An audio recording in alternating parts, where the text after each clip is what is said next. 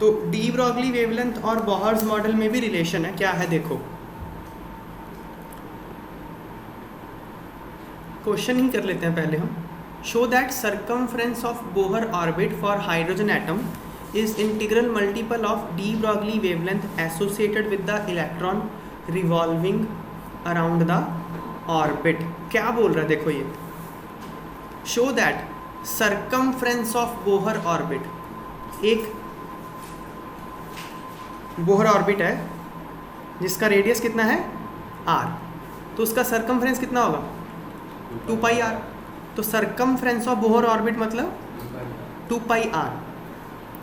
क्या शो करने के लिए बोल रहा है, is integral multiple of de Broglie wavelength associated with the electron revolving in that orbit. इस ऑर्बिट में जो इलेक्ट्रॉन रिवॉल्व कर रहा है उसकी वेवलेंथ है मान लो लैम्डा, ठीक है ना। तो ये बोल रहा है 2 pi r is integral multiple of lambda, यही बोल रहा है ना ये, 2 pi r is equal to n lambda. n is integer, n is any integer, 1 2 3 4, यही क्वेश्चन समझ में आ गया। हाँ वो शेल नंबर ही है, लेकिन वो प्रूव करने के लिए इंटीजर बोल रहा है। एक्चुअली बाद में देखोगे n शेल का नंबर ही होता है, शेल का नंबर भी इंटीजर ही होता है ना। फिलहाल हम क्वेश्चन समझते हैं पहले। क्वेश्चन समझ में आ रहा है, show that circumference of Bohr orbit, Bohr orbit का सर्कमफ्रेंस 2 पाई r होगा। किसके लिए, हाइड्रोजन एटम के लिए, सबके लिए नहीं बोल रहा, हाइड्रोजन एटम के लिए। Is integral multiple of de Broglie wavelength, n is an integer, de Broglie wavelength is lambda. ये प्रूव कर लें, 2 pi r is equal to n into lambda, ठीक है ना। तो कैसे करेंगे, सिंपल दो इक्वेशंस को इक्वेट कर देंगे और कुछ नहीं करना। हमने दोनों इक्वेशन पढ़ी हुई हैं। पहला कौन सा, अगर कोई इलेक्ट्रॉन वेलोसिटी v से मूव कर रहा है, एक इलेक्ट्रॉन, और ऑर्बिट का रेडियस r है, और वो हाइड्रोजन एटम है या फिर हाइड्रोजन लाइक एटम है, मतलब सिंगल इलेक्ट्रॉन स्पीशी है, तो उसका एंगुलर मोमेंटम का फॉर्मूला mvr होता है। एंगुलर मोमेंटम ये किसके इक्वल होता है, nh/2 पाई। ये बोहर ने बोला था ना, angular momentum is integral multiple of h/2 pi. ये बोहर का क्वांटाइजेशन ऑफ एंगुलर मोमेंटम वाला पोस्टुलेट है, ठीक है ना ये बात। और तो by quantization of angular momentum is mvr of an electron in orbit of radius r moving with velocity v is integral multiple of h/2 pi। Minus I नहीं, फर्स्ट इक्वेशन है। mvr is nh/2 pi, this is first equation. n एक integer है। और D Broglie wavelength क्या होती है, अगर कोई पार्टिकल जिसका मास m है वेलोसिटी v से मूव कर रहा है, उसकी वेवलेंथ कितनी होती है, h/mv। So m into we क्या हो जाएगा, h बाय लैम्डा। यहाँ mv उठा के यहाँ डाल दो। सेकंड, ये इक्वेशन 2 है मान लो, इक्वेशन 2 से mv उठा के इक्वेशन 1 में डाल दो, ठीक है ना। क्या आ जाएगा,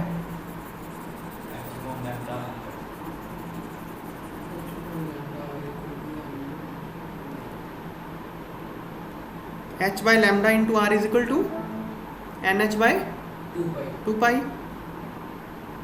तो h कट गया, 2 पाई को इस तरफ ले जाओ, तो 2 pi r is equal to हो गया प्रूफ, यही प्रूफ करना था। सो 2 pi r is circumference of orbit of radius r, और सर्कमफ्रेंस किसके इक्वल आ गया, n लैम्डा के। तो कर दिया हमने प्रूफ, कर दिया ना प्रूफ।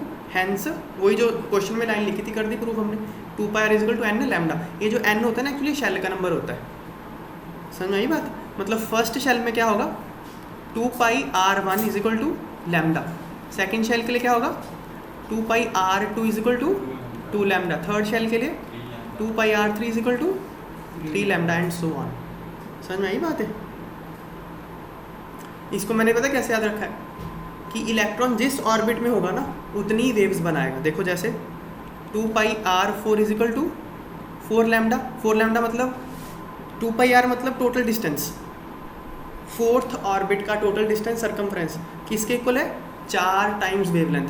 मतलब वहाँ 4 वेव्स बनेंगी। देखो मैं ये फोर्थ का बना रहा हूँ मैं डायग्राम, ये फोर्थ ऑर्बिट है, यहाँ टोटल 4 वेव्स बनेंगी। एक वेव, दो वेव,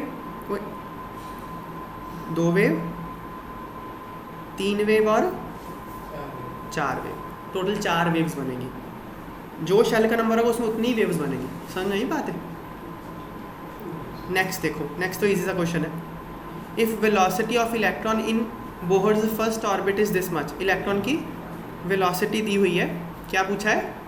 वेवलेंथ पूछा है। सो ये तो डायरेक्ट फार्मूला बेस्ड क्वेश्चन है। इसमें अगर मास ऑफ इलेक्ट्रॉन नहीं आता तो नहीं कर पाओगे। तो mass of electron is 9.1 × 10⁻31 kg। तो by de Broglie wavelength lambda is h by mv। So lambda is h is this much, mass is this much, velocity is this much. So 3.32 into 10⁻10 meters। ठीक है, direct formula based question था ये।